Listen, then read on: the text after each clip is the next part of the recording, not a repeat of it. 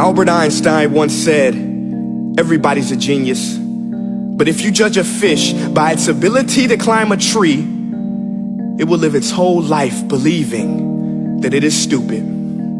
Ladies and gentlemen of the jury, today on trial we have modern day schooling. Glad you could come. Not only does he make fish climb trees, but also makes them climb down and do a 10-mile run. Tell me, school, are you proud of the things you've done?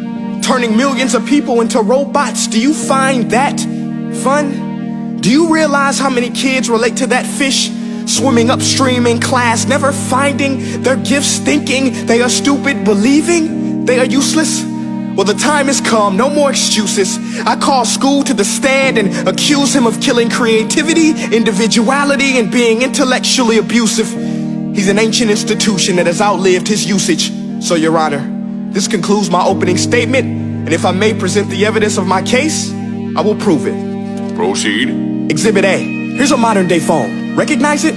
Here's a phone from 150 years ago. Big difference, right? Stay with me. Here's a car from today, and here's a car from 150 years ago. Big difference, right? Well, get this. Here's a classroom of today, and here's a class we used 150 years ago. Now ain't that a shame? In literally more than a century, nothing has changed. Yet you claim to prepare students for the future? But with evidence like that, I must ask, do you prepare students for the future or the past?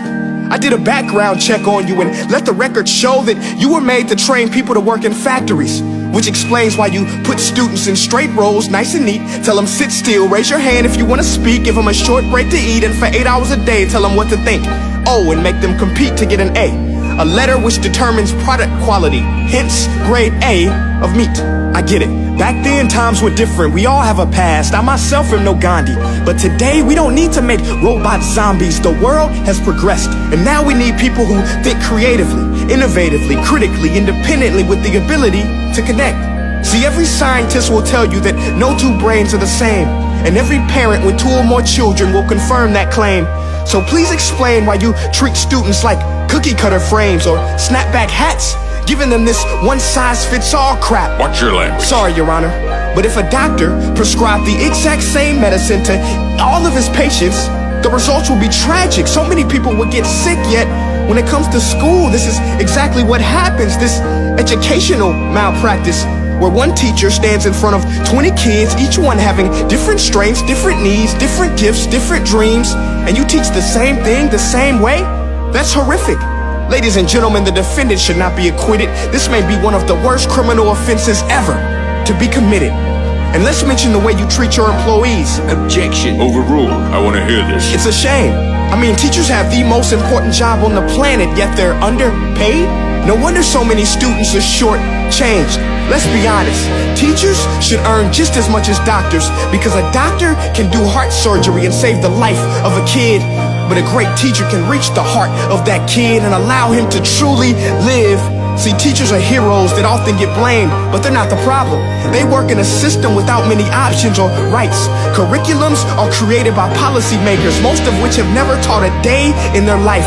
Just obsessed with standardized tests. They think bubbling in a multiple choice question will determine success. That's outlandish. In fact, these tests are too cruel to be used and should be abandoned, but don't take my word for it. Take Frederick J. Kelly, the man who invented standardized testing, who said, and I quote, "These tests are too cruel to be used and should be abandoned." Ladies and gentlemen of the jury, if we continue down this road, the results will be lethal. I don't have much faith in school, but I do have faith in people. And if we can customize healthcare, cars, and Facebook pages, then it is our duty to do the same for education, to upgrade it, change it, do away with school spirit, because that's useless. Unless we're working to bring the spirit out of each and every student, that should be our task. No more Common Core. Instead, let's reach the core of every heart in every class. Sure, math is important, but no more than art or dance. Let's give every gift an equal chance. I know this sounds like a dream, but countries like Finland are doing impressive things. They have shorter school days, teachers make a decent wage, homework is non-existent, and they focus on collaboration instead of competition. But here's the kicker, boys and girls. Their educational system outperforms every other country in the world.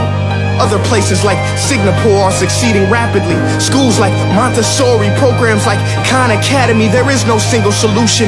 But let's get moving, because while students may be 20% of our population, they are 100% of our future. So let's attend to their dreams, and there's no telling what we can achieve. This is a world in which I believe, a world where fish are no longer forced to climb trees. I'll rest my case.